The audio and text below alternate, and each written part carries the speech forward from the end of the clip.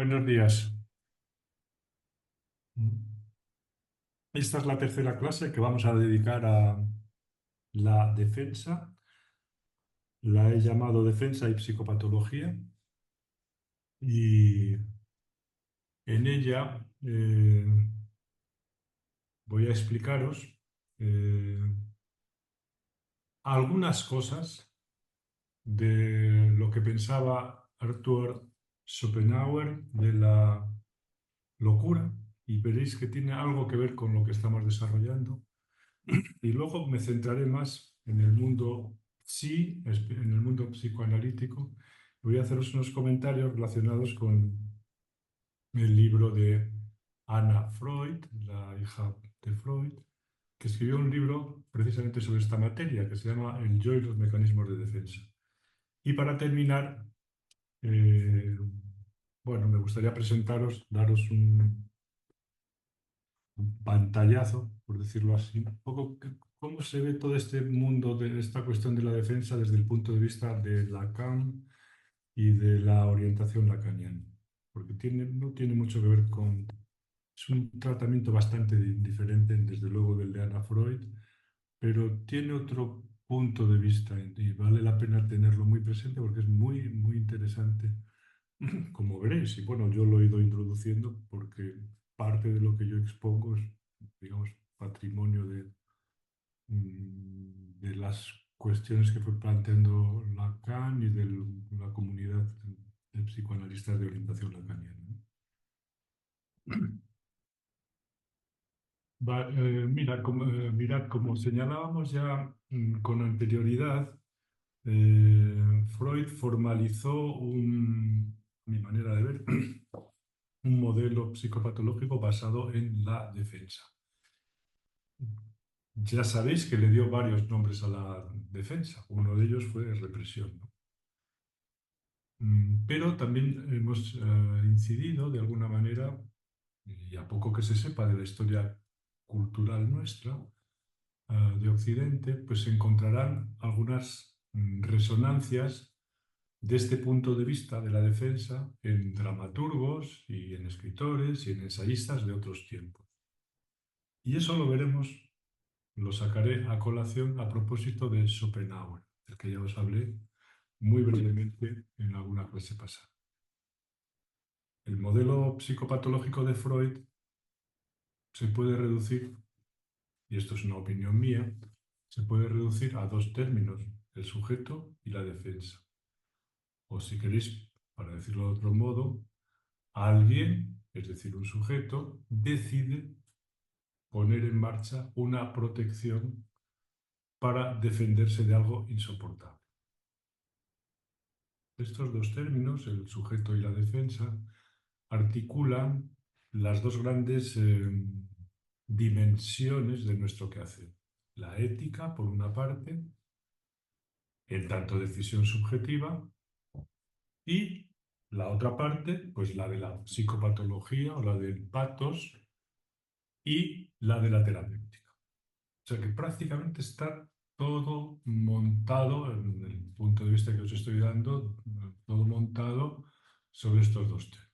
Todo montado, toda la parte de la psicopatología, la parte de la psicoterapia, de la terapéutica psíquica, y desde luego la cuestión de la ética, que está articulada perfectamente con los dos anteriores, en cuanto a que el sujeto decide y el clínico también decide.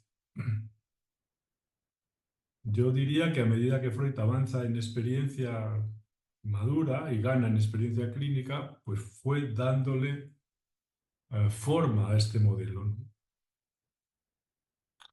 Y incluso, y de esto me ocuparé el próximo día, si tuviéramos que desmontar el modelo entero, así lo desarrollé en el vocabulario de psicopatología, que el próximo día lo voy a tomar como referencia, podríamos desmontarlo y, digamos, dejar seis piezas esenciales. El sujeto, el mecanismo genérico de la defensa, el fracaso de la defensa y el consiguiente retorno de lo reprimido, la configuración de las dos grandes organizaciones psíquicas, la neurosis y la psicosis, los mecanismos secundarios, por ejemplo, el desplazamiento, o la conversión, o la proyección. Y por último, 6, las formas clínicas de esas estructuras. La histeria, la obsesión, la paranoia, etcétera, etcétera. ¿De acuerdo? Bueno, pero de esto me voy a ocupar el próximo día. Hoy voy a comentaros alguna cuestión sobre un filósofo que es muy agradable de leer porque tiene una prosa muy elegante. Incluso tiene algunos de sus libros, como Palerga y Paralipomena, son muy agradables y siempre te hacen pensar mucho. Él introduce, me refiero a Schopenhauer, él introduce un punto de vista muy pesimista de la condición humana. Tuvo sus motivos. Eh, y ha escrito incluso un texto de presentación más o menos biográfica. No sé si me dará tiempo a comentar alguna cosa, pero vale la pena conocer quién era este hombre, quién fue este hombre. Y si os animáis a leer algo sobre él, yo os recomiendo que leáis por el placer de leerlo y por los conocimientos que va desplegando, eh, la biografía que escribió Rüdiger Safransky, que es un profesor alemán que ha escrito también una biografía de Heidegger y otra de Nietzsche, aparte de un libro extraordinario sobre el mal y la maldad, maravilloso. Y el libro que escribió sobre Schopenhauer a mí me parece muy bueno, ¿no? Voy a decir 4 cosas de Schopenhauer porque si no nos vamos a liar más de la cuenta. Él nació en una ciudad que se llama Danzig en 1788, en una familia de posibles. Padre comerciante, adinerado, y una madre más volcada en el mundo cultural, en las letras y en el conocimiento de gente de letras, escritores, etcétera, etcétera. Bueno, pasó una infancia, se formó en Europa, aprendió español, inglés, por supuesto, francés, y se dedicó a viajar de joven con la familia porque tenía posibilidades de hacerlo.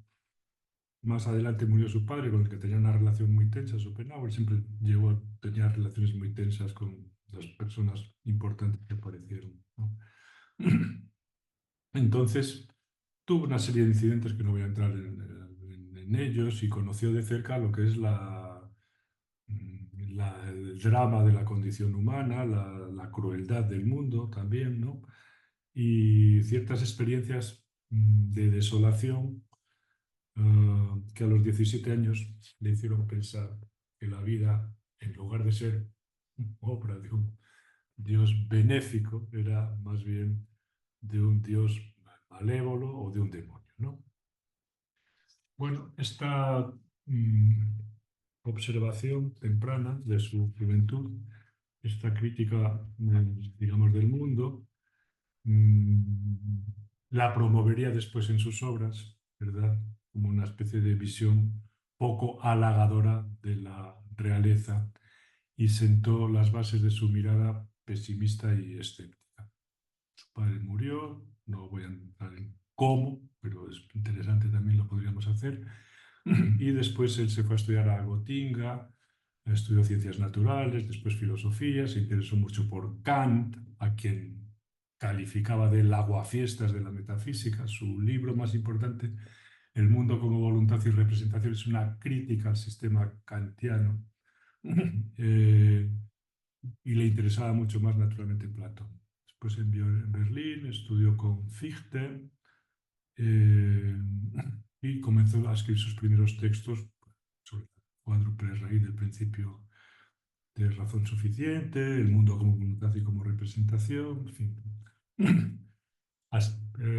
Estuvo de profesor, por supuesto, de filosofía, el doctor Schopenhauer, ¿verdad? Y compartía la clase de al lado, el profesor era Hegel, y Hegel atraía un número inmenso de alumnos, ¿no? Y el caso es que a la clase de él, de Schopenhauer, iba muy poca gente o casi nadie.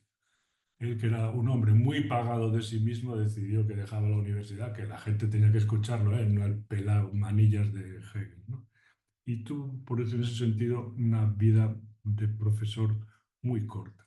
también tuvo contactos con Goethe, pero bueno, al final acabaron, él entraba en una especie de rivalidad imaginaria permanente, ¿no? Goethe le propuso que colaborara con su teoría sobre los colores, pero Schopenhauer, el doctor Schopenhauer era en fin, la encarnación de la sabiduría en sí misma y se retiró y se dedicó toda la vida, como tenía medios y posibilidades, pues a escribir y a estudiar y a tomar café en soledad y más tarde cuando adquirió fama, pues digamos a recibir a algunas personas que venían de otros lugares del mundo a conocer al famoso Schopenhauer. Y bien, no quería deciros nada más que murió en 1860 afirmando que había enseñado a la humanidad cosas que la humanidad no olvidaría. Su pensamiento influyó mucho, como diría después Thomas Mann, en Nietzsche, por ejemplo, en Freud, y su filosofía de la voluntad, del dolor y del desamparo metafísico, pues tiene todavía ecos en el pensamiento contemporáneo. Bueno, este pequeño hilo me va a permitir enlazar un poco con la exposición que yo quería hacer de la cuestión de la defensa, ¿no? Porque tiene algo que ver como eco, como os decía en otras ocasiones, con lo que después Freud desarrolla en otro ámbito, en el ámbito de la clínica, algo de todo eso. Y que, reflejaba muy bien la cita de Thomas Mann de la montaña mágica que os leí el primer día, ¿no? Schopenhauer entiende la locura como algo muy próximo, os decía, a la genialidad. Dice que toda elevación del intelecto por encima de lo común, precisamente por ser una elevación por fuera de lo común, es decir, es una anomalía, y que eso ya por sí mismo predispone a la locura. Si leéis algún día por casualidad a Cesare Lombroso, era un médico italiano que se dedicó a extender la creencia de la teoría de la degeneración y escribió sobre el genio y sobre desde un punto de vista muy pesimista, muy horroroso, ¿no? Hizo toda la teoría del genio y del loco y del enfermo por los aspectos de la cara, del cuerpo, etcétera, etcétera, pues tiene también algo de todo este asunto, ¿no? Todo lo que era anómalo, es decir, lo que sobresalía por arriba, por abajo, todo entraba dentro del terreno de la patología, incluso los genios, naturalmente. Bueno, Schopenhauer lee a Horacio, a Aristóteles, a Platón, especialmente, y usa para su visión del mundo de la locura el mito de la caverna, donde dice que quienes contemplan las ideas eternas eh, se, se parecen más a un loco a los ojos de quienes solo conocen las sombras. Pero lo importante de la concepción de este hombre, ah, yo creo lo más importante es su concepción de la locura, es sobre todo que, esto es importante que lo entendáis, que la locura no significa un menoscabo ni de la razón ni del entendimiento, ni se reduce tampoco a fantasías febriles. Esto, pensando, la razón no contradice, perdón, la locura no es una contradicción de la razón ni, ah, ni del entendimiento. Una cosa muy parecida, bueno, no voy a liarme con estas cosas, también proponía Hegel. Si algún día leéis la Enciclopedia de las Ciencias Filosóficas, hay algunas referencias allí a la locura e incluso a Philippe Pinel y lo que propone allí Hegel es cómo un médico parisino, contemporáneo suyo, que era Pinel, había dado con la clave de la descripción de la locura al pensar que la locura nunca era total, sino que era parcial, es decir, como se decía desde hacía veintitantos siglos. Porque si la locura fuera total, como enfermedad que es, sería la muerte. tiene que ser por tanto parcial. Y entonces él no ve tampoco contradicción entre la razón y la locura. Un paso más adelante de todo esto, cuando entran en liza ya la psicopatología que nosotros conocemos, lo que se da es un giro completamente y se opone la locura a la razón, se hacen incompatibles. Lo que es locura es lo contrario de la razón. Y ahí empieza la psicopatología que nosotros conocemos. Naturalmente tenemos dos términos, locura que se opone a razón y justamente lo que aparece en medio, ¿verdad? Basta que hagas esa oposición, es la locura razonal, es decir, la locura normal. Es decir, la psicosis ordinaria, la psicosis blanca, la esquizofrenia latente, simplemente porque a la hora de definir la locura, si metemos la definimos en oposición a la razón, rápidamente nos sale el mundo de la locura razón. ¿De acuerdo? Pero para Schopenhauer, y ni siquiera para Hegel ni para otros, la locura era contradicción de la razón. Este hilo después tiene mucho que ver con lo que Michel Foucault, en una obra difícil de leer, que es la Historia de la locura en la época clásica, retoma también. Entonces hay dos visiones de la locura, ¿verdad? La que no contradice la razón, la locura, digamos, que todo el mundo tiene, ¿no? Y la locura como enfermedad, la que contradice la razón, etcétera, etcétera. Bueno, esto otro día lo explicaré con más detalles. Pero bueno, vamos a aprovechar para hablar un poquito más de Schopenhauer, ¿verdad? Mm, ah, entonces él cita, como digo, a Platón, a Horacio, a Aristóteles, etcétera, etcétera. Y él considera, ¿verdad?, que la locura no contradice la razón ni el entendimiento, ni se trata únicamente de fantasías febriles. Dice que afecta sobre todo a la memoria. A la Toma memoria. ya. Un segundo, Pedro, por favor, cierra el micrófono. Pues, Gracias. Eh, rompe con esto, esta afectación de la memoria, rompe el hilo de los recuerdos, suprime la continuidad, de modo que las lagunas se rellenan con ficciones. Esta teoría que él propone ahí, bueno, estas ficciones las llama Schopenhauer ideas obsesivas o ideas melancólicas, etcétera, ¿no?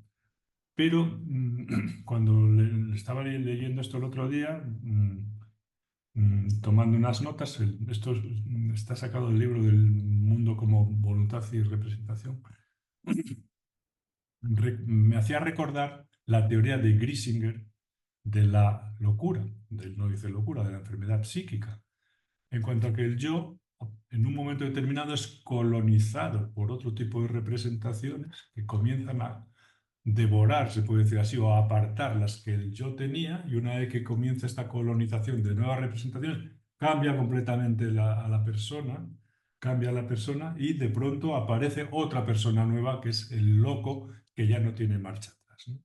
Entonces, esta idea es un poco la que también transmite Schopenhauer aquí con toda esta cuestión de que lo que se altera, ahora lo explicaré mejor, en la locura es algo que tiene que ver con el recuerdo, con la memoria, ¿no? Llegamos entonces a un punto decisivo que lo podemos formular como una pregunta, ¿no? La que me interesa a mí, ¿no? ¿Es la locura una huida? ¿Es una defensa? ¿Es una protección? ¿Es un olvido? Entonces, es aquí en este hilo, en este cabo, donde meto por medio a Schopenhauer, en la medida que él responde con una imagen precisa, ¿no? Que es la siguiente. Ante el dolor atroz, ante un dolor absolutamente insoportable, la naturaleza se aferra a la locura como último reducto para salvar la vida. No lo expresa con estas palabras esta contundencia, pero parecida, con lo cual esto ya nos tiene estas resonancias que hemos visto también en Freud. Es decir, que la locura parece como una especie de solución a algo que era peor, ¿no? El espíritu, dice Schopenhauer, rompe el hilo de la memoria, rellena las lagunas con ficciones y se refugia en la locura. Y de este modo la locura se entiende como un, digo yo, ¿no? Con mi manera de ver, como un escape, como una defensa, como un olvido y como un engaño al mismo tiempo. Es decir, que no es tanto que destruya la realidad insoportable, sino que la sustituye por otra más tolerable. Esto es muy Freud, tiene frases de cuando habla del libro del juez Dr. Schreber, habla también de que el paranoico y en otros textos, digamos, reconstruye ese mundo inhabitable en el que está y necesita reconstruir completamente. En la obra de la que hablamos, El mundo como voluntad y representación, voy a leeros un párrafo para que veáis que lo que os acabo de transmitir es una lectura, pero no está muy desviada de lo que dice Schopenhauer. Ahora lo leo textual. Cuando esa aflicción, ese conocimiento o recuerdo doloroso es tan atroz que resulta absolutamente insoportable y el individuo sucumbiría a él, entonces la naturaleza angustiada se aferra a la locura como último recurso de salvación de la vida. El espíritu acongojado rompe, por así decirlo, el hilo de su memoria, rellena las lagunas con ficciones y se refugia en la locura del dolor espiritual superior a sus fuerzas. Igual que se amputa un miembro afectado por la gangrena, igual que uno amputaría un miembro afectado por la gangrena y lo sustituiría por otro de madera. Yo creo que con esta imagen se entiende perfectamente lo que este hombre dice de la locura, que no dice nada más que esto. No, luego, su obra trata de otra cosa. Pero bueno, esta es la imagen que él deja, ¿no? O sea, que él, en el fondo, ah, la locura aparece ahí como una especie de mecanismo externo de la naturaleza para preservar la vida mental cuando la realidad del sufrimiento excede, por así decir, las fuerzas del sujeto. ¿De acuerdo? Podéis leerlo, yo creo que está bien leído lo que os he dicho. Y estos son los ecos de la cultura de Occidente que saco a colación, digamos, con Schopenhauer. Pero ahora vamos a centrarnos ya en el mundo más psicoanalítico, en alguien que desarrolló la teoría de la defensa de Freud, le dio un desarrollo, por así decir, un desarrollo muy suyo y muy consistente, que llegó incluso a convertirse en una tendencia dentro de las corrientes psicoanalíticas. Me estoy refiriendo a Anna Freud, la hija pequeña de Freud, um, y sentó las bases de lo que después se llamaría la psicología del yo, porque es un tipo de concepción que está inspirada, desde luego, en Freud, naturalmente, pero es una lectura de Freud muy distinta de la que después os presentaré cuando hablemos de Lacan. Muy distinta. Bueno, pero el libro de Anna Freud, que se llama El yo y los mecanismos de defensa, por supuesto es un libro de, yo diría, de obligada lectura para los futuros especialistas, para la gente que se forma en esto, para que veáis una concepción, digamos, donde el yo, para esta mujer, ¿no?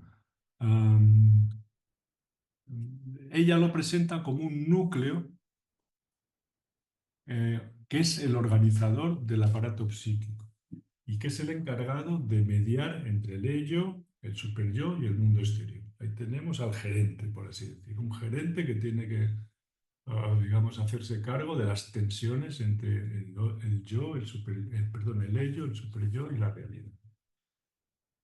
Por tanto, su tarea es preservar un sentimiento placentero de seguridad. Cuando los impulsos, o las pulsiones, mejor dicho, irrumpen de forma amenazante, el yo pone en marcha ciertos recursos defensivos. Entonces, la conducta humana, en consecuencia, queda condicionada por un dinamismo desconocido para el propio individuo y que el propio psicoanálisis busca descifrarlo. Es decir, a partir de ahí se pone en marcha un tipo de funcionamiento, ¿verdad? Que el propio sujeto no controla del todo, pero el psicoanálisis trata de indagar en qué tipo de mecanismos están ahí interviniendo. Hasta ahora os he dicho entonces que Ana Freud, por así decirlo, confía mucho en el poder hegemónico del yo. Bueno, el yo como un gran gerente. Bueno, entonces Ana Freud retoma el viejo concepto freudiano de defensa, que fue acuñado, como expusimos ya en la clase pasada, por Freud en 1894, y lo utiliza de una forma general, como lo usaba Freud, ah, como una designación general de todas las técnicas que el yo despliega en sus conflictos. La defensa sería eso, un repertorio de técnicas que el yo despliega para rebajar los conflictos. Anna Freud define los mecanismos de defensa como recursos psicológicos para resolver las tensiones entre las exigencias pulsionales, la necesidad de adaptación a la realidad y las influencias, pues, digamos, familiares y sociales, ¿no? ¿De qué habla esta mujer, esta psicoanalista, ah, cuando habla? ¿De qué tipo de mecanismos habla, no? Voy a mencionaros algunos, ¿no? Aunque creo que habla al final casi de 10, pero voy a mencionaros algunos. La represión, que es para ella la base de la mayoría de los demás, que consisten o intentan dejar fuera de la conciencia los contenidos inaceptables, aunque estos reaparezcan transformados en síntomas neuróticos. Otro mecanismo es la negación de la realidad, que opera en la fantasía, pues negando lo penoso y compensándolo con imágenes más tolerables. Opera con la fantasía o también en actos o en palabras, como por ejemplo en el juego infantil, que dramatiza y revierte situaciones displacenteras. Todo está enfocado a revertir situaciones displacenteras. Otro mecanismo es la inhibición o la restricción del yo, ¿no? Que es una especie de inhibición que limita las actividades para evitar el displacer a un precio, naturalmente, que, digamos, se salda con el empobrecimiento en general de la vida, porque una persona inhibida pues, es una persona pobre en el sentido del repertorio de la vida psíquica, ¿no? La identificación con el agresor, que es un término, un mecanismo, pues más bien descrito por ella, ¿no? Por Anna Freud, por el cual el yo internaliza, el yo internaliza la amenaza de una figura hostil y la convierte en una victoria, una etapa intermedia en la formación del superior, ¿no? Bueno, esto ha dado después pie para muchas descripciones que ya conocéis, hasta, digamos, derivar en el síndrome de Estocolmo y otro tipo de cuestiones que conocéis ya por vuestros estudios. Otra forma de defensa también es, por ejemplo, el altruismo, ¿no? Que para ella combina dos tipos de mecanismos, ¿no? La proyección y la sublimación. ¿Qué quiere decir esto? Pues que el sujeto renuncia a sus propios impulsos en favor de los de otros, ¿no? Y, por ejemplo, en el altruismo, y obtiene así una satisfacción vicaria. Bueno, sublimación, tenemos por un lado, y la proyección, ¿no? Perfecto. Bueno, aparte de esto que os he mencionado, hay otros mecanismos que ella también describe, pues el aislamiento, la racionalización, la conversión, el desplazamiento, la proyección, la introyección, la regresión, la formación reactiva. Todo esto más o menos os sonará por vuestros estudios. Son, por decirlo de alguna manera, procesos dinámicos. Rara vez actúan de forma aislada, más bien actúan como una combinación. Y a través de su estudio, Anna Freud cree que se puede llegar a conocer la personalidad de esa persona, ¿no? Ese paciente, y ver un poco cómo funciona su equilibrio externo e interno. Mm,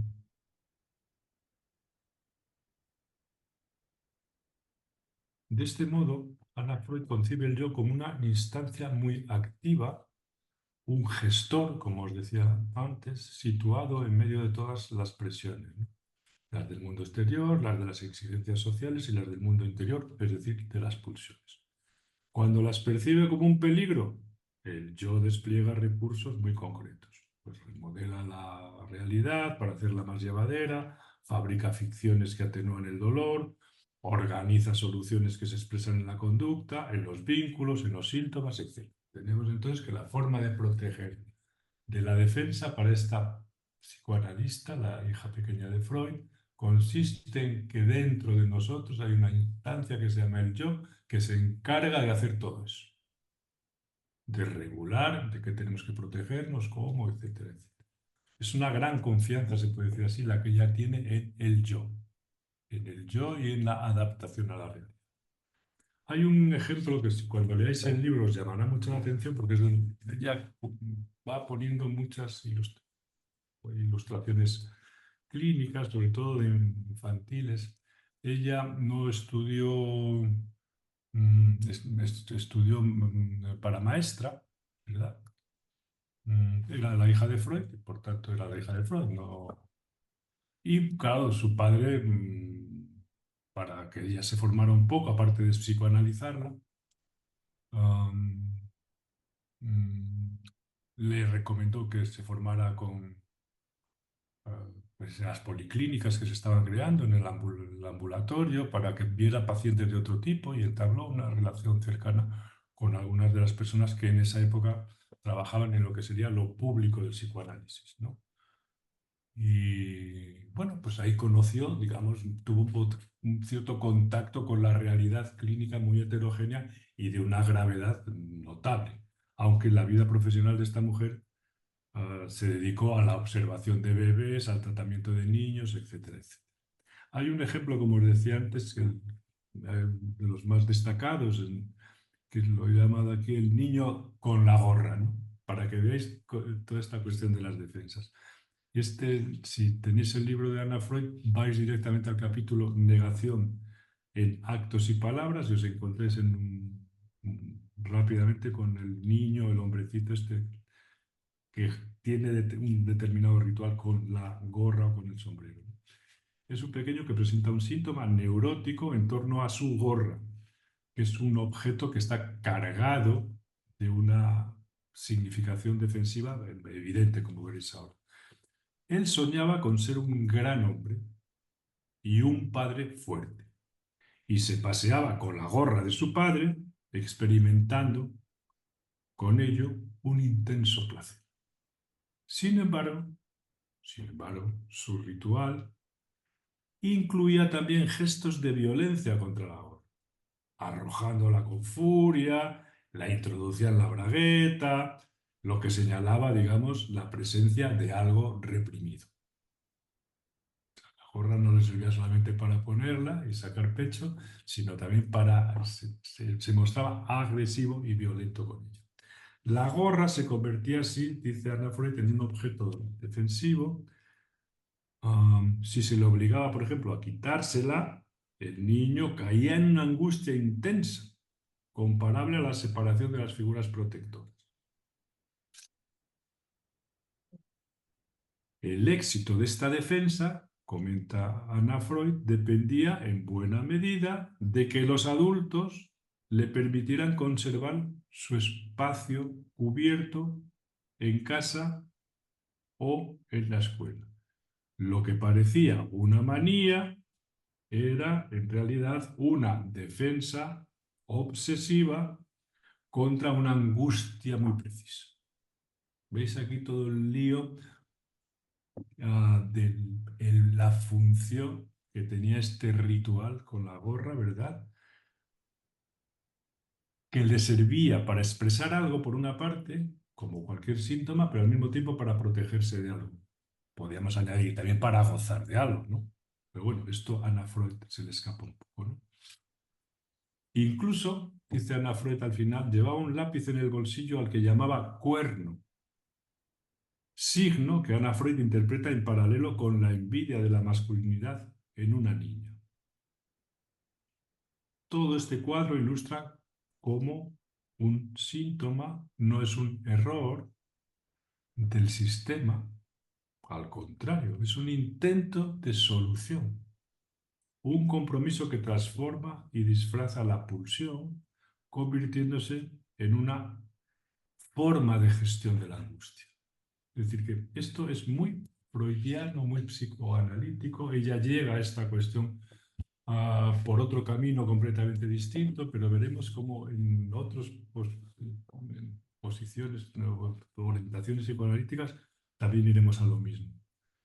El síntoma tiene una función, no es una disfunción, al contrario, es una función y es un intento de solución. Aquí hay una coincidencia mayoritaria, más bien definitoria, de todo el conjunto del, se puede decir así, del pensamiento psicoanalítico.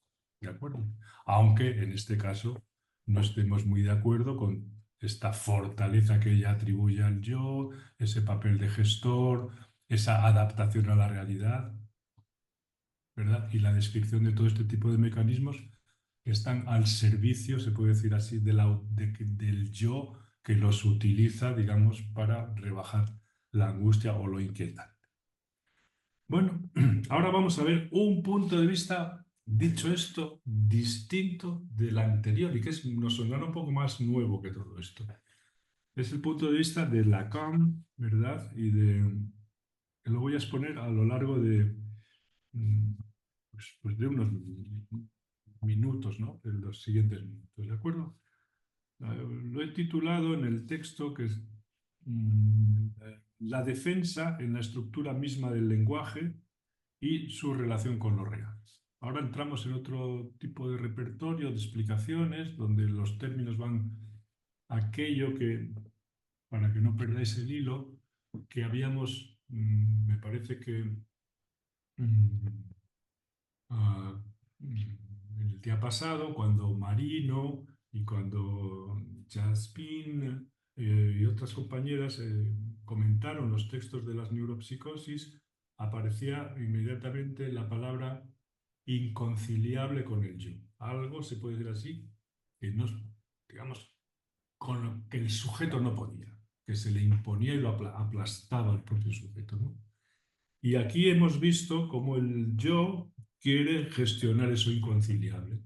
Ahora vamos a ver que este inconciliable, que para Freud tiene varios nombres, la pulsión, la sexualidad, el complejo de castración, etc. Lo peor de lo peor de lo peor, con aquello que el sujeto no puede, ¿verdad? Aquí va a tener dos nombres especialmente, lo real y el goce, o el goce y lo real, o lo real del goce. ¿Vale? Todo se desplaza para otro lado. Y estos son los conceptos, así por así decirlo, tope, donde no olvidéis que estamos hablando de aquello con lo que el sujeto de alguna manera no puede por definición. ¿Vale? Bueno, por eso lo he llamado así la relación con lo real, ¿no? Bueno, ahora entonces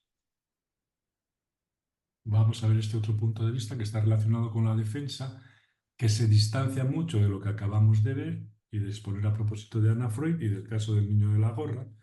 Y vamos a ver a través de la, digamos, de las consideraciones, de algunas de las consideraciones que Lacan le dedicó a este enfoque, a este punto de vista de la defensa. Que no escribió nada sistemático, son, digamos, esto está espigado de distintos textos, intervenciones, seminarios, de los escritos, de los otros escritos, donde hay ciertas alusiones y se ve debajo, se puede decir así, que pensaba cómo veía Lacan toda esta cuestión. La defensa, yo creo que se puede decir así de entrada, para Lacan no se reduce a mecanismos psicológicos del yo, al contrario, muy al contrario, porque para él, claro, el yo constituye básicamente una función de desconocimiento. O sea, prácticamente todo lo contrario de lo que decía Anna Freud. De ahí que se aparte de una manera muy radical de la psicología del yo, que fue siempre un elemento crítico, un contrario, un elemento de contradicción al que criticar, ¿no? El yo no es un gestor, no manifiesta un poderío, al contrario, lo que manifiesta básicamente es su debilidad y sobre todo su desconocimiento. Él usa por eso otro concepto, que es el concepto de sujeto, ¿no? Bueno, la defensa se convierte entonces en un fenómeno intrínsecamente ligado a la estructura del sujeto, al lenguaje y al inconsciente, y opera a través, además, a través de múltiples vías, que no son los mecanismos de los que hablaba Anna Freud, no, son múltiples vías. Por ejemplo, figuras retóricas, tropos de la retórica. Por ejemplo, la represión, por ejemplo, la forclusión, por ejemplo, lo simbólico en sí mismo, por ejemplo, el fantasma. Hay muchos elementos de la teoría de Lacan que están, si los miramos desde el punto de vista de la defensa, al servicio de la defensa frente a lo real. Espero que vayáis entendiendo un poco por dónde va este punto de vista.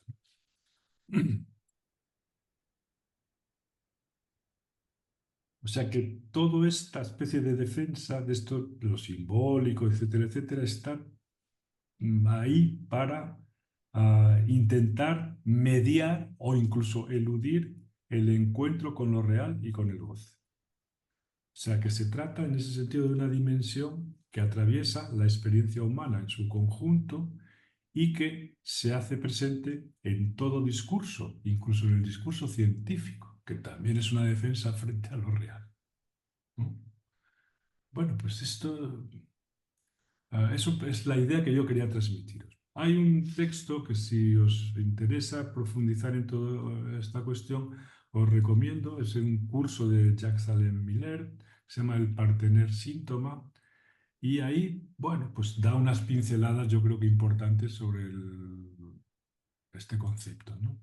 Miller ahí señala que la evolución de Lacan en este punto supone pasar de una noción de defensa como función del yo, Anna Freud, a una función constitutiva del lenguaje y del orden simbólico, cuya finalidad es proteger al sujeto del goce, de lo real, es decir, del más allá del principio del placer.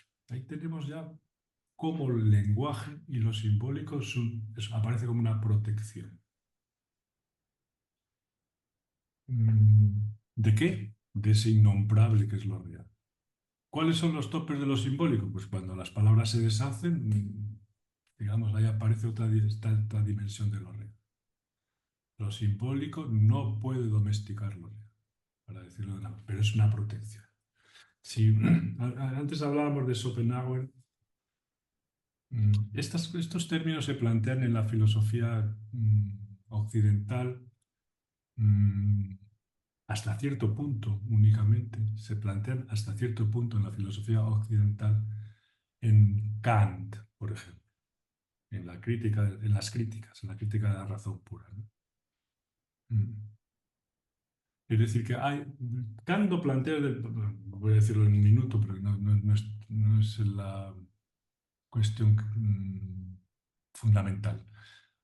Kant se plantea todo esto desde el punto de vista de una pregunta, sumo así, ¿hasta dónde podemos conocer? ¿No? Entonces, está planteado todo esto en el plano de lo que podemos conocer. Entonces, bueno, ¿podemos conocer hasta dónde? Hasta la cosa en sí, hasta ese límite que se llama ya la cosa en sí, ¿no? Hay un tope del conocimiento. El lenguaje llega hasta, por decirlo con esta palabra, llega hasta un tope y a partir de eso, a partir del fenómeno llega algo que ya es innombrable, la cosa en sí. Esto tiene resonancia después con el psicoanálisis. Das Ding, la cosa, ¿no? Es decir, que son términos que tienen una tradición, y por eso decía que el libro de Schopenhauer sobre la voluntad, es decir, sobre el deseo, ah, sobre la vida, sobre la sexualidad, sobre el poder de la vida, ¿no? Ah, y la representación, es la relación en cierta medida, del deseo y las palabras, ¿no? Entonces, esto que se planteaba para los filósofos en el terreno, ¿hasta dónde puedo conocer? Aquí es algo distinto porque todo ello está vivo y está no fuera en el mundo del conocimiento, sino que está en nosotros mismos. Es un punto de vista completamente distinto, ¿no? Pero entonces algo nos tiene que defender de esa cosa sin palabras que es lo real, ¿no? ¿Qué nos defiende? Pues lo simbólico, el lenguaje. En ese sentido, lo simbólico sería una defensa. ¿Se entiende? Más o menos, esto dice Miller, que la evolución pasa en ese sentido a una función que es constitutiva del lenguaje y del orden simbólico, cuya finalidad es proteger al sujeto del goce de lo real, es decir, del más allá del principio del placer, por decirlo de alguna manera. Incluso el inconsciente mismo podría ser entendido como una defensa contra lo real.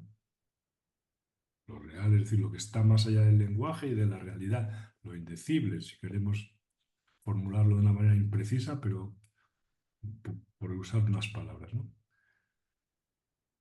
Esta nueva perspectiva entonces lleva a Lacan a considerar que el síntoma ya no es solo una metáfora descifrable, sino un aparato significante hecho para producir goce. O sea, esto es una perspectiva un poco distinta de todo esto, ¿no?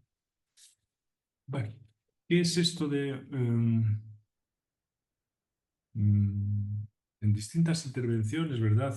Lacan hace menciones a la defensa, hay algunas de ellas específicamente, a la represión, a la forclusión. Cogemos algunos de esos hilos y vemos que hay una especie como de redefinición y de incluso de ampliación del concepto de defensa que se distancian también del propio Freud y desde luego se oponen frontalmente a la psicología del yo y a lo que antes proponía Anna Freud, ¿no? El punto de partida, naturalmente, para Lacan y para todo el mundo es Freud. Y en este caso, el texto que hemos visto, Inhibición, síntoma y angustia, donde el término defensa es propuesto por Freud, recuperado y propuesto por Freud para designar la protección del yo frente al goce pulsional. Bueno, pues ahí no usa represión, sino que dice esto es la defensa, que es el nombre de todas las defensas. Sea la represión, el rechazo, lo que queráis, ¿no? Pero, digamos, Lacan, desde el principio de su enseñanza, se opone al yo anafreudiano, que concebía al ego como un núcleo organizado y encargado de gestionar los conflictos. Es decir, que para Anna Freud el yo era un buen gestor, como os decía antes. En cambio, según Lacan, el yo no es una instancia central ni tampoco transparente, sino, en sus palabras, lo cito entre comillas, un arma para resistir a su reconocimiento, al reconocimiento del inconsciente, escribió en la cosa freudiana, la cause freudienne. Una función de desconocimiento, un lugar de ignorancia y la fuente de muchas ilusiones de completitud y de dominio que cubre con su manto lo más esencial del sujeto dividido naturalmente y caracterizado por la falta en ser. ¿Veis cómo pasamos del poderío del yo a un concepto mucho más lacaniano, que es el del sujeto, pero el del sujeto dividido, el sujeto definido por la falta estructural de la falta en ser, ¿no?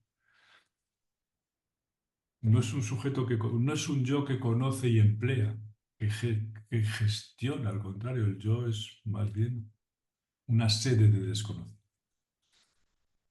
Por eso se puede decir que en Lacan afirma que centrar el análisis en el yo conduce, y lo cito de nuevo, en el texto Función y Campo de la Palabra, conduce a un desconocimiento cada vez mayor del sujeto. Si estamos con el yo, no estamos con el sujeto. Por eso los términos que yo usaba para explicaros esto es el sujeto y la defensa. Si usáramos el yo y la defensa, tendríamos que dar una concepción de la defensa como la que ha dado Anna Freud. Pero si usamos el sujeto ya estamos en otro punto. Es otra concepción distinta. Vale. El giro de Lacan consiste en ampliar el concepto de defensa hasta situarlo en el corazón mismo del lenguaje y de lo simbólico. Así, por ejemplo, las ficciones, los relatos, las construcciones, incluso el fantasma, es decir, la protección frente a la angustia, ¿no?, más cruda. Todo ello son considerados modalidades de la defensa. Lo simbólico entero actúa como una defensa frente a lo real. El lenguaje, en cuanto a articulación significante, pues se convierte en una defensa por excelencia también. Miller, en el curso del que os hablaba, que se llama El partener síntoma, dice que pone un tapón, una palabra que él usa ahí, a lo que proviene de das Ding, de la cosa en sí, de lo real, ¿no? Lo que es un orden, lo que es del orden de la pulsión, del das Ding, lo que es del orden de la pulsión y del goce. Ahí pone, digamos, lo simbólico un tapón. En ese sentido es una defensa. Claro, ahí donde el lenguaje no logra operar, como ocurre por ejemplo en la esquizofrenia, el sujeto puede quedar expuesto a la invasión, en ese sentido, de un goce sin mediación posible. Ahí no hay defensa. Las palabras se vuelven cosas, ¿no?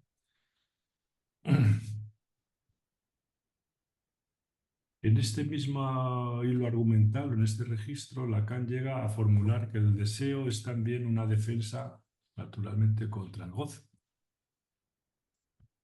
El deseo es una buena defensa contra el goce.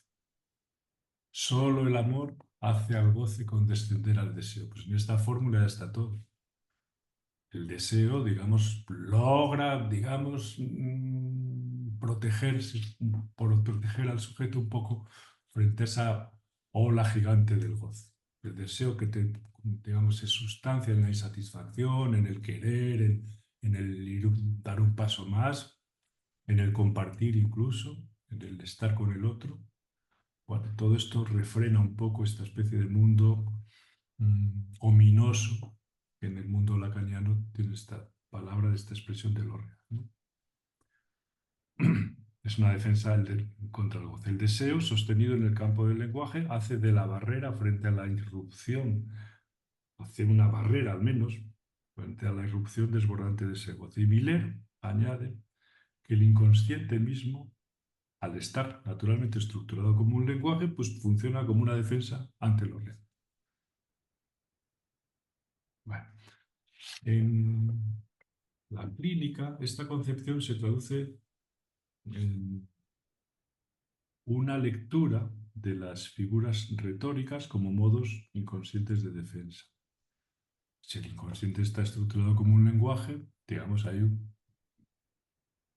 las figuras retóricas, la metáfora, la metonimia, todo esto tiene que ver con distintas formas de protección, ¿no? No solo la metáfora y la metonimia. El discurso del analizante, con sus perífrasis, elipsis y pérbatos, muestra que la defensa está inscrita en la estructura del lenguaje. Esta es una de las presencias de la defensa, a través de estos tropos del lenguaje, ¿no? También aquí Lacan distingue defensa y resistencia. La defensa se vincula con lo simbólico y la estructura del espacio subjetivo, mientras que la resistencia pertenece al yo y se manifiesta como respuesta imaginaria.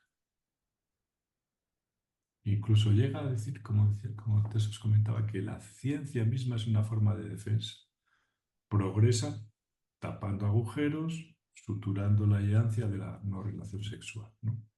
Del mismo modo, la estructura edípica, pues también la podemos entender como una defensa, una figura del padre ideal o muerto que sirve para sostener el edificio simbólico.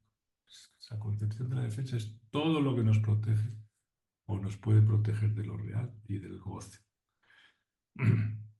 Al final, en la última enseñanza, Lacan desplaza aún más este acento,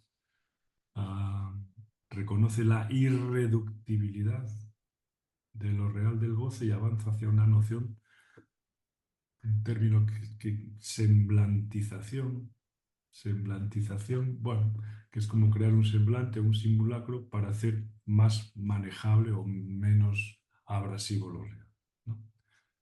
El fal o el nombre del padre dejan de ser garantías absolutas y pasan a entenderse como semblantes, como construcciones que permiten sostener al sujeto. Esto ya es la última parte de la obra de Lacan. Es decir, siempre tiene que haber algo que nos proteja, ¿no? Pero sin agotar completamente la dimensión del orden. El síntoma, claro, esta es la cosa importante, el síntoma entonces se concibe como un aparato significante orientado a producir goce, con una parte descifrable y otra destinada a su función de goce. Bueno, todo esto hemos hablado con otras palabras, a veces un poco menos complejas, de esta perspectiva de la defensa. Yo voy a recuperar el próximo día,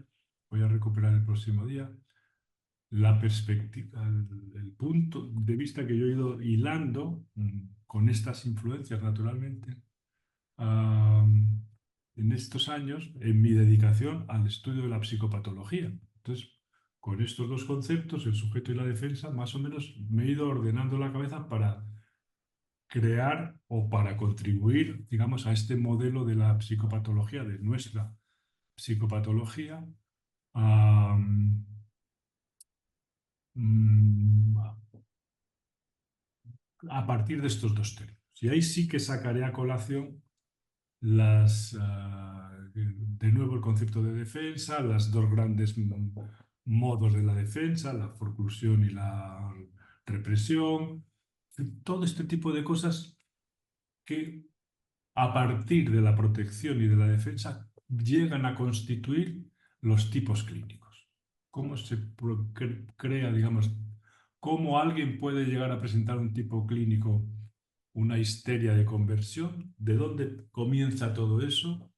Del concepto de defensa, ¿qué tipo de modos se han ido produciendo después para llegar ahí? Esto espero poderlo hacer el próximo día, pero primero tenemos que asentar este punto de vista que hemos introducido hoy. Uno, por un lado, algo que tiene que ver con los ecos de la cultura, la locura como huida o la protección, el sujeto, la persona, cuando se ve envuelta, se puede decir así, en un drama que le supera por todos los lados, pone tierra de por medio,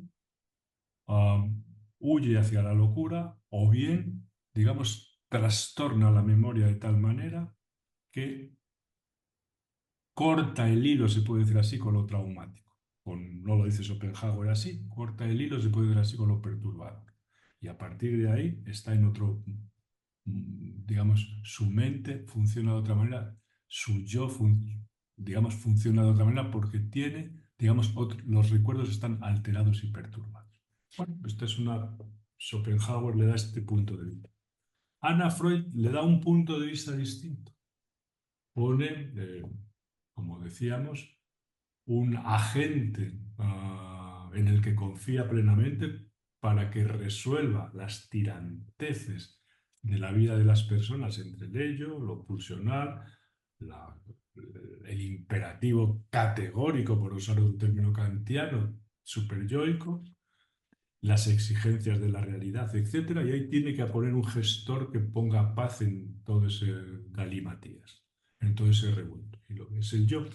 Y el yo, ante determinadas eventualidades, angustias, cosas que le sobrepasan, echa mano, manda los tanques que son estos mecanismos de defensa. Y Lacan, en cambio, el énfasis no lo puede poner en el yo, porque para él el yo es algo más bien débil, es un poco un lugar de desconocimiento, sino que lo pone en el sujeto, que es el sujeto dividido, la falta en ser, más bien lo que falta, lo que no es poderío, sino más bien es fractura o división, ¿no? Y a partir de ahí, entonces, ¿cómo nos protegemos? ¿Cómo se protege un sujeto de algo, se puede decir así, que es amenazante, que está ahí? Entonces, prácticamente cualquier repertorio que sirva para frenar lo real es una defensa. El lenguaje, es decir, lo simbólico, el fantasma, el cliché que de los ojos, las gafas que nos ponemos para ver el mundo, rebajan esa crueldad de lo real, todo este tipo. Para él, el punto de vista de la defensa es otro.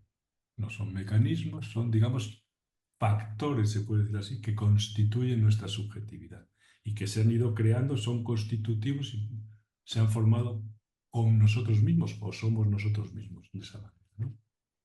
Bueno, dicho todo esto, ahora voy a darle paso a Vilma porque quería que vierais, ahora que hemos avanzado un poquito, en ver algo de las entretelas del funcionamiento mental o del funcionamiento psíquico con respecto a la defensa, quería que vierais cómo otro tipo de psicopatologías, y vamos a sacar a colación, a traer, a leer a Emil Kraepelin, que es alguien muy destacado del mundo de la psicopatología que se dedica a la descripción. Vamos a ver el contraste entre estos dos mundos, que para nosotros es necesario conocer los dos. Nosotros no podemos hablar, y esta mañana me invitó Cristina Catalina a dar una conferencia a las personas que trabajan en la unidad de hospitalización a domicilio. Estuve hablando con ellos y les explicaba esto, ¿no? Que en realidad nosotros tenemos que tener un conocimiento tanto de la parte más descriptiva. Cuando hablamos de la esquizofrenia tenemos que saber de qué estamos hablando, qué experiencias son genuinas de la esquizofrenia. No vamos a dar una definición de la esquizofrenia porque es, digamos, y comienza así, la forclusión del nombre del padre y la esquizofrenia. No, no, no. La esquizofrenia son experiencias, son determinado tipo de experiencias que tienen algunos sujetos. Fragmentación del cuerpo, alucinaciones verbales, lo que queráis. Todo eso tiene unos nombres porque es constitutivo de determinada parcela de la patología, a lo que nosotros le hemos llamado esquizofrenia. Y en eso tenemos que estar de acuerdo muchas personas. Tengamos una orientación u otra, tengamos una interpretación de esas experiencias de un tipo o de otro.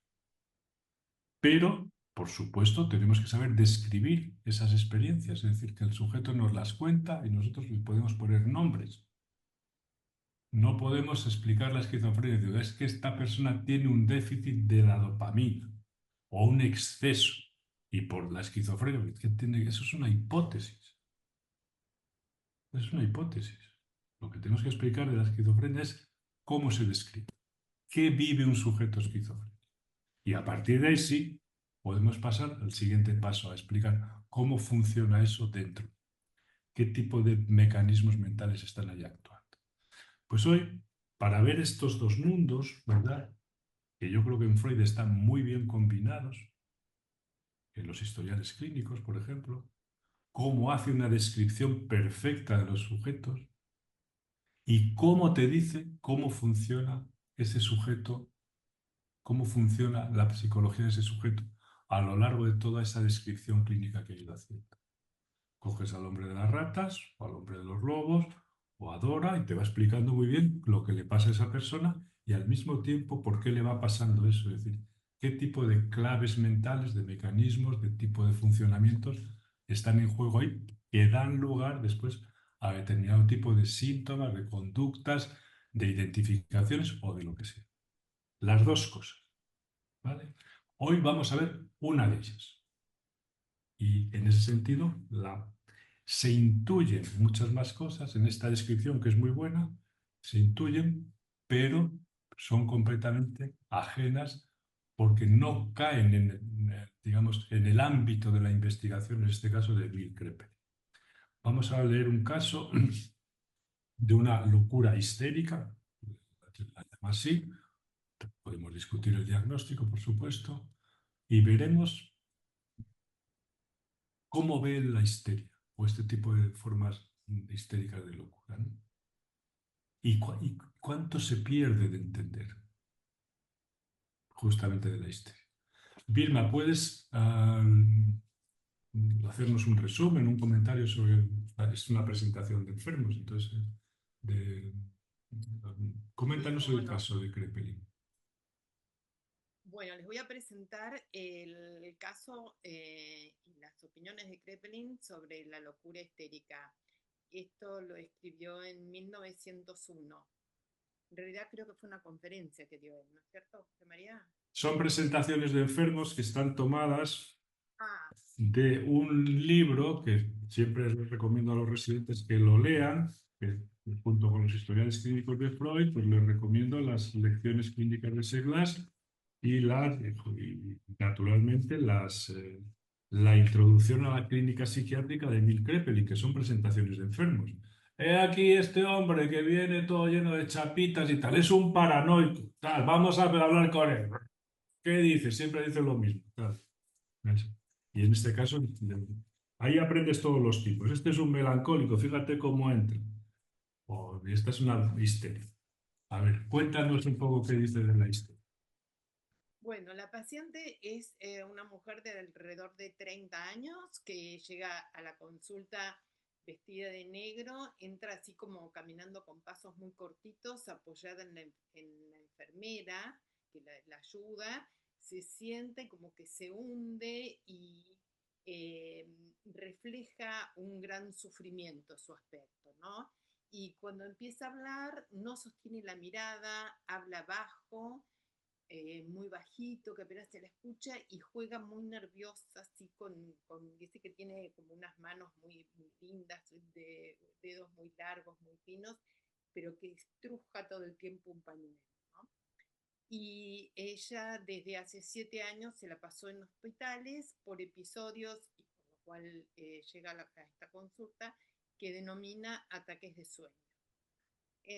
Los antecedentes de ella son que, bueno, sus padres murieron cuando ella tenía 14 años. Murieron con muy poca diferencia de tiempo. Tiene un tío que intentó suicidarse, un hermano al que Kraepelin califica de raro, y dos hermanos que todos ahí en el hospital donde la tratan a ella los califican de nerviosos. Ella fue a colegio de monjas de chica, se recibió de maestra, era buena alumna. Tuvo un episodio de niña que inhaló cloroformo por dolor por pólipos de la nariz. Esto a escondidas de los padres, lo consiguió, no se sabe cómo, pero ya consiguió otro. Y cada vez que tiene fiebre tiene delirio, lo que describe bien Kraepelin como delirium distinto del delirio, ¿no? O Y sea, como eso lo traduje yo ese texto y en alemán no pone Wahn, pone delirium. O sea, claro, que se refiere a los delirios febriles. exacto, Cuando... delirium por fiebre. Eso es, sí, sí. Sí, sí, sí. Bueno, hace 13 años empezó a trabajar como institutriz, pero lo tuvo que dejar por enfermarse mucho, ¿no? La familia refiere que ella es muy demandante y aparte, bueno, es como que hay que estar todo el tiempo pendiente de ella, ayudándola con todo, porque todo el tiempo tiene diarreas, tiene distintos dolores, cuando no le duele una cosa le duele otra, pero sobre todo muchos dolores de cabeza. También dolores abdominales y problemas menstruales. A raíz de los problemas menstruales descubrieron que tenía una retroflexión en el útero y le pusieron un dispositivo, la operaron y le pusieron un dispositivo como que le sostiene entonces el útero más levantado. Un Pero, pensario, sí. ¿cómo? Un pensario. Un pensario, es. Después también perdió la voz, después la recuperó, pero bueno, tuvo muchas contracturas en brazos, muslos, tiene respiración espasmódica, cambios de estado de ánimo, muy demandante también con los médicos tratantes a lo largo de sus internaciones, pero todos son síntomas que Kraepelin dice que se disuelven con inusitada variabilidad, ¿no? Se trata de un cuadro episódico. Las crisis aparecen con cierta regularidad, pero la forma que adoptan y sus secuencias no obedecen a un patrón neurológico fijo. Y un dato clínico es que varias de estas crisis pueden reducirse o interrumpirse mediante maniobras externas relativamente inespecíficas. Por ejemplo, aplicación de agua fría, corriente farádica y muchos procedimientos de sugestión. Es muy sensible a la sugestión y eso le corta. De hecho, durante la primera consulta tuvo uno de estos episodios que ella llama de sueño, ataques de sueño, y en medio de la consulta ella tiró la cabeza para adelante y ahí se quedó dormida. La pincharon con alfileres y no se despertó. Con lo único que se despertó fue con agua fría. Así que una cosa rarísima, porque que te pinchen y no te despiertes, pero sí con agua fría es bastante sugestivo, ¿no? Por lo que esta responsabilidad sugiere una notable permeabilidad a influencias psicológicas y ambientales, a las psicológicas por esto de la sugestión. En el entorno hospitalario, la exploración semiológica identifica en un momento una zona de ella hipersensible, el llamado punto ovárico izquierdo. Y como estando internada en el hospital presentó grandes ataques, esta fue luego la primera consulta quedó internada y estuvo internada mucho tiempo. Y tuvo entradas y salidas, pero realmente ya hasta el final de sus días, que murió de tuberculosis, estuvo internada. Bueno, como tenía estos grandes ataques, se ideó y se procedió a inducirle un ataque vía presión. Durante 2 minutos le presionaron el ovario izquierdo. Y durante esos 2 minutos ella tenía expresión de dolor. Y de repente la expresión cambió y empezó a gritar y a insultar en francés y decía, no tienen que hacerme, no me hagan nada, no debes hacerme nada, perro, le decía el médico, collón, cerdo en francés. Cerdo. Luego, no sé si está bien pronunciado. Sí, sí. Luego vuelve a cambiar su expresión y de esa actitud así de reaccionar atacando, enojada, pasa a ponerse como a mendigar, a suplicar que no la maldigan. Tuvo así un cambio repentino también muy llamativo, ¿no? Y con lo cual Teplin dice que coexisten 2 rasgos típicos, una alta inductibilidad de los fenómenos y una fácil inhibición bajo condiciones de control terapéutico. No se trata, dice, de una somatización estática, sino de una clínica que parece obedecer a la expectativa, a la mirada y a la escena. Kraepelin sitúa el núcleo de estas manifestaciones en un mecanismo psicogénico. Los síntomas resultan de representaciones investidas de un afecto excepcionalmente intenso que bajo determinadas condiciones alcanzan una eficacia somática. En este punto me olvidé comentarles algo. Ella cuando tiene ataques, porque tiene otros ataques así como de furia, que yo estando internada, y en los ataques contó 2 cosas. Una es como 2 traumas que tiene. Un examen ginecológico que fue muy agresivo por parte de un médico holandés. Y otra vez que ella dice que una tía la maldijo, la maldición de su tía. Bueno, todos los fenómenos que ella tiene se pueden atenuar, suspender o revertirse de manera casi inmediata cuando se introducen influencias psicológicas, sugestión terapéutica o algún agente externo como lo del agua fría. Y el principio de reversibilidad se vuelve entonces un criterio diagnóstico mayor que diferencia la histeria de cuadros neurológicos progresivos y de otras entidades con sustratos lesionales relativamente estables. La fenomenología histérica que retrata Kraepelin está dominada por la variabilidad, Los síntomas cambian con rapidez, alternan modalidades de presentación e interrumpen su curso sin dejar secuelas. Su relación con la situación y con la escena interpersonal es estrecha. La plasticidad y la frecuencia de los elementos idiosincráticos, como anestesias localizadas, parecias incongruentes con vías anatómicas, accesos dramáticos, alimenta un equívoco clínico recurrente, el de suponer un engaño intencional, esto de que las histéricas hacen teatro. Kraepelin advierte sobre la trampa diagnóstica. Sostiene que el carácter caprichoso de la sintomatología no prueba una voluntad de simulación, sino la lógica intrínseca del fenómeno histérico, que responde a leyes de la representación y del afecto.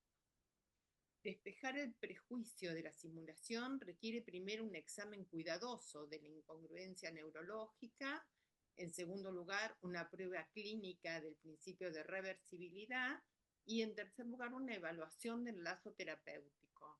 La histeria no es una farsa organizada, sino una modalidad de subjetivación del malestar que encuentra en el cuerpo su gramática y en la escena su teatro. En este sentido, la teatralidad no equivale a mentira. Es la forma, a veces la única, en que tiene el conflicto de hacerse visible y tratado. Kraepelin señala además una afectación de la voluntad que complica la conducción terapéutica. La paciente histérica suele mostrar dificultades para sostener esfuerzos en el tiempo y oscila entre la demanda intensa y el rechazo, y tiende a reorganizar su vida alrededor del circuito de la consulta y del síntoma. Eso no significa que su padecimiento sea voluntario. El dolor, la parálisis o el desmayo obtienen, sin proponérselo, un lugar en la trama vincular. Reclamo de cuidado, suspensión de obligaciones, atención preferente, que hace todavía más difícil de dejar el patrón aprendido, ¿no? En la práctica de la época, el abanico de intervenciones es amplio. Hay hidroterapia, electroterapia, corriente farádica, que es corriente de baja intensidad y de bajo voltaje y larga en la secuencia. Hipnosis, metaloterapia, ella le hicieron metaloterapia, que es la aplicación de, por ejemplo, pulseras de cobre, que tienen algún efecto sobre la dermis. También le aplicaron cambios de clima, porque le mandaron a pasar temporadas en lugares con un clima más agradable. Bueno, Kraepelin observa que los efectos que tienen todas estas terapias suelen ser bastante transitorios y en gran medida mediados por la imaginación y por la sugestión. Por ejemplo, a ella si le daban un hipnótico no le hacía nada. Ahora le daban un agua que le ponían un polvito que no tenía nada y le ponían azúcar y se lo tomaba y eso sí le hacía efecto. Lejos de invalidarlas, esta constatación invita a usarlas con criterio. Si la sugestión es un componente de la génesis del síntoma, también puede volverse un instrumento de su reversión. El desafío es escapar, ¿no?, de un carrusel de técnicas cuya eficacia momentánea, cuando no espectacular, disimula la falta de un trabajo más profundo sobre las condiciones que mantienen ese patrón, ¿no? La intervención sobre los detonantes situacionales, la puesta en escena de las crisis, la disponibilidad de espectadores y la predictibilidad de algunos contextos y las rutinas corporales actúan como un primer dique contra la descompensación. Sin embargo, Kraepelin se muestra cauto. Sin una modificación del trastorno afectivo imaginario, las formas clínicas cambian, pero el sustrato persiste. El pronóstico es, por tanto, ambivalente. En el corto plazo, las crisis pueden ceder, las parálisis revertirse, las anestesias organizarse, y el paciente puede recuperar un nivel básico de funcionamiento. Pero ¿qué pasa? En el mediano y largo plazo, el patrón se halla muy, muy arraigado. Lo esperable no es que la supresión definitiva de los fenómenos, sino su metamorfosis, van cambiando. Donde ayer había desmayos, mañana hay parecias o trastornos digestivos y así sucesivamente. La forma es maleable, pero la base es resistente y fija. Este criterio, perdón, este criterio de persistencia del fondo justifica dos decisiones éticas y clínicas. La primera es evitar el triunfalismo a corto plazo, como el nihilismo ante las recaídas. Y la segunda, sostener encuadres relativamente estables en el tiempo que permitan distinguir ganancias sintomáticas de cambio estructural. El clínico es convocado a trabajar con dos temporalidades, la del alivio inmediato y la reconfiguración de la economía afectiva que alimenta el circuito. El aporte metodológico de Kraepelin es convertir en prueba de realidad clínica los mismos rasgos que caracterizan el cuadro. Si los síntomas pueden inducirse por estímulos leves, si pueden revertirse por sugestión o maniobras físicas inofensivas, esta reversibilidad también entra en el protocolo. El objetivo no es probar que la paciente finge, sino objetivar la lógica con la que los fenómenos obedecen a representaciones y afectos. Estas pruebas tienen una escena terapéutica donde el profesional ocupa un lugar de autoridad simbólica. Bueno, la confusión entre histeria y simulación surge tanto del parecido superficial, variabilidad, teatralidad, capricho, como del sesgo moral del observador. Kraepelin propone distinguirlas con tres familias de argumentos. Primero, neurológicos, incongruencias anatómicas típicas de la histeria frente a la coherencia demasiado perfecta del simulador informado. En segundo lugar, los dinámicos, modulación por sugestión, efecto de encuadre y dependencia del escenario. Y en tercer lugar, longitudinales, la historia de crisis, contextos de gatillo, disparadores, ganancias secundarias y transformaciones sintomáticas a lo largo del tiempo. La simulación puede existir y el clínico tiene que considerarla porque hay incentivos externos importantes, pero no es la matriz ordinaria del fenómeno. En la histeria el síntoma se impone al sujeto tanto como el sujeto parece mostrarlo. La clínica kraepeliniana piensa la sugestión como una dimensión constitutiva de la experiencia humana. El cuerpo responde a ideas investidas de afecto.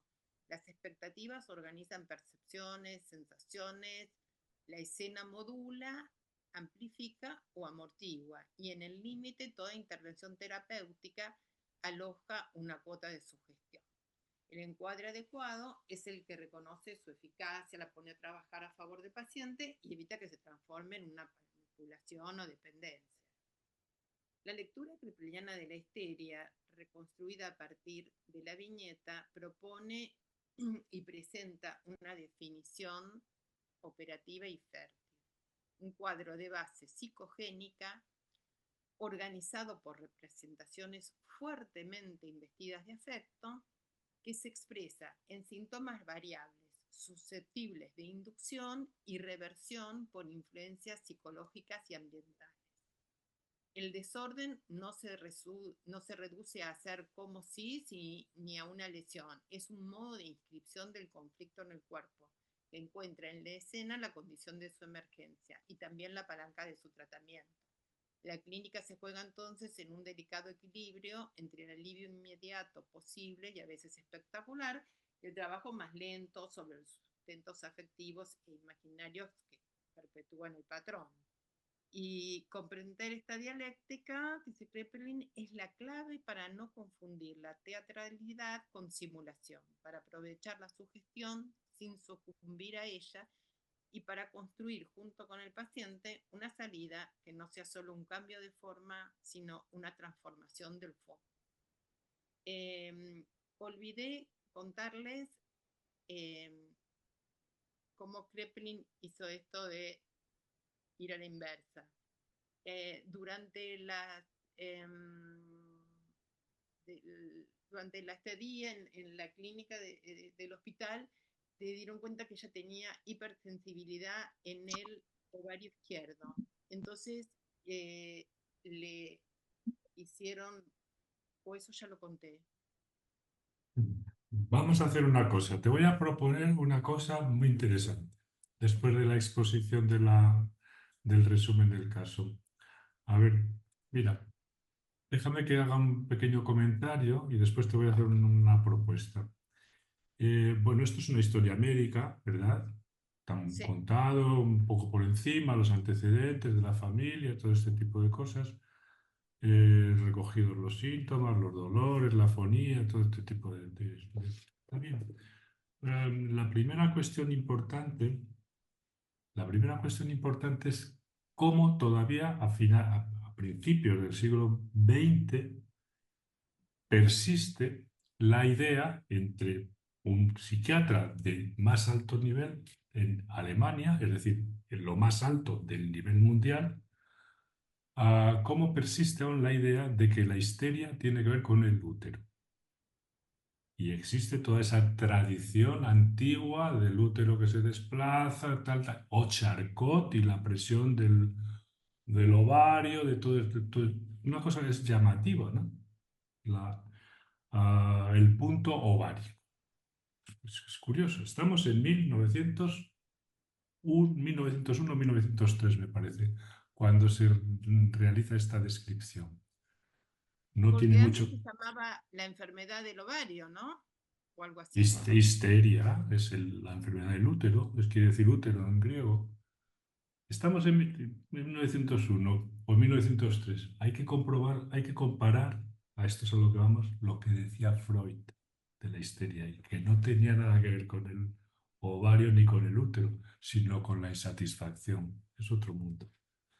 Esa es la primera cuestión. La segunda cuestión es que Kraepelin piensa, como se ha pensado siempre y como se sigue pensando ahora, por eso se detesta la histeria, que los síntomas eran demasiado variables, que eran, como decía Sydenham, proteiformes, joder, es que surgía cualquier cosa en el momento más inesperado, sin lógica alguna, ¿no?